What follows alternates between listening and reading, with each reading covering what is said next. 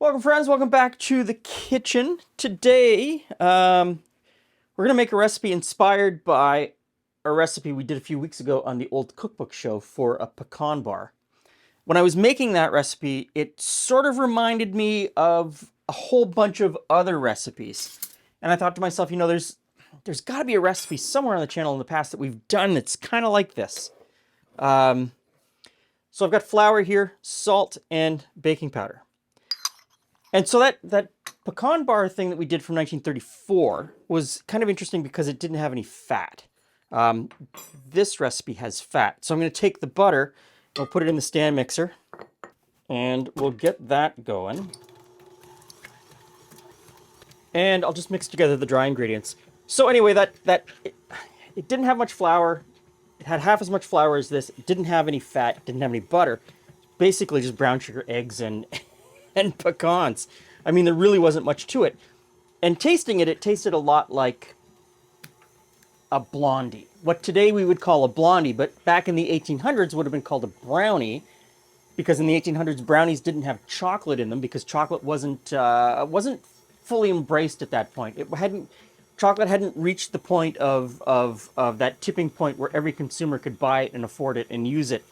And so it was still sort of a specialty product. Then chocolate was added to the brownies, and it became chocolate brownies, and what had originally been brownies started to be called blondies. That was kind of what we made. Are you tracking?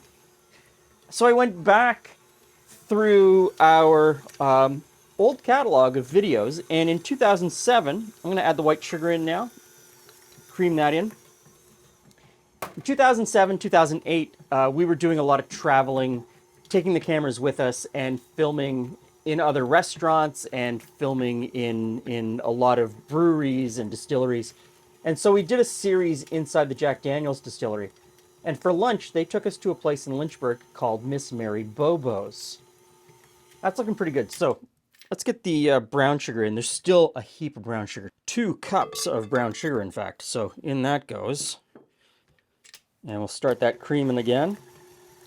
And so this restaurant's in like an old southern mansion, and you go into the dining room, and there's a big round table, and you sit with maybe a dozen people that you don't know. But there is someone from the restaurant who works at the restaurant who is a fine southern lady, and she hosts the table. She spends the entire meal facilitating the conversation. So even though there's, a dozen people at the table, and I only knew Julie only knew me, you got to know everybody at the table because this person sort of facilitated that conversation and got everybody talking and found commonalities. Great concept for a restaurant. If there was a restaurant like that here in Toronto, I would eat there maybe once a month because I really enjoy sitting at a communal table and eating, especially with randos, people that you don't know. You meet some very interesting people and you have some really interesting conversations that way. Any chance I can get. Anyway, this is what came out for dessert. It didn't have any whiskey in it. I was expecting a little bit more Jack Daniel's in every course, but it really wasn't about that. It was just fine southern cooking. So this came out for dessert, or as one of the desserts. I loved it. Absolutely loved it, and went into the kitchen and asked for the recipe. And they said, we don't have to give you the recipe. It's in this cookbook. Take the cookbook home with you. So we made it on the channel, and that video is now private. I will link to it below so that you can see it if you want to. I made it private because when that was uploaded back in 2007 or 2008, the quality on YouTube was really low. The bit rate was really low. They compressed the videos really horribly. So it doesn't look good. But I think the recipe is solid. So we're going to remake it. Going to see how it turns out. I mean, really, a brown sugar cake with pecans. What's not to love?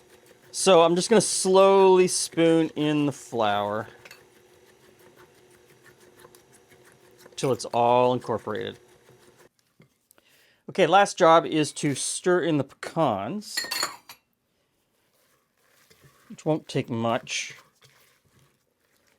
And I've got a 9x13 baking pan prepared here. I've buttered the bottom and put a parchment sling in it because it just makes it easier later to get everything out.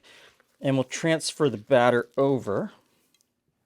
Now, the oven is preheated to 350 degrees Fahrenheit. So we're going to get this into the pan here. Get it flattened out.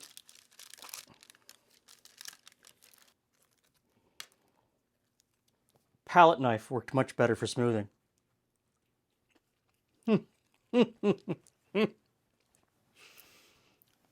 Yeah, it's going to be good.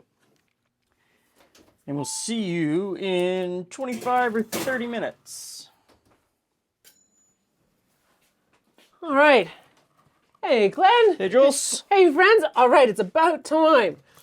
I feel like I've been waiting. I was ignoring the cake earlier, and I'm ready, ready, ready. So, remember our trip to Miss Mary Bobo's? I do. That was super fun. It was. It was. So this is... clearly we've got. Oh, this is this cake. Mm-hmm. Got it.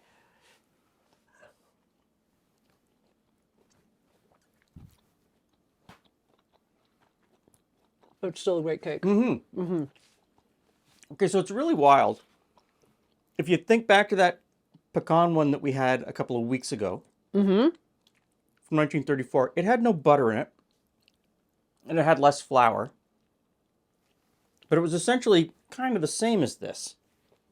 This has a much lighter texture, a little bit less chewy than the other one. Mm-hmm. I think I don't know. I don't know which one I like more. You don't have to choose. Mm-hmm. Just saying, you don't have to choose. Mm. Mm-hmm. Mm-hmm. Okay. So, if you ever get to Lynchburg, Tennessee, go to Miss Mary Bobo's. It is super fun. I mean, the idea of the host was so lovely. Yeah. You'll have this cake. Maybe. I don't know. That was 2007, 2008. That was a long time ago. Maybe they don't make this cake anymore. But it is a really good cake that you can make at home because the recipe is down below in the description box. Thanks for stopping by. See you again soon.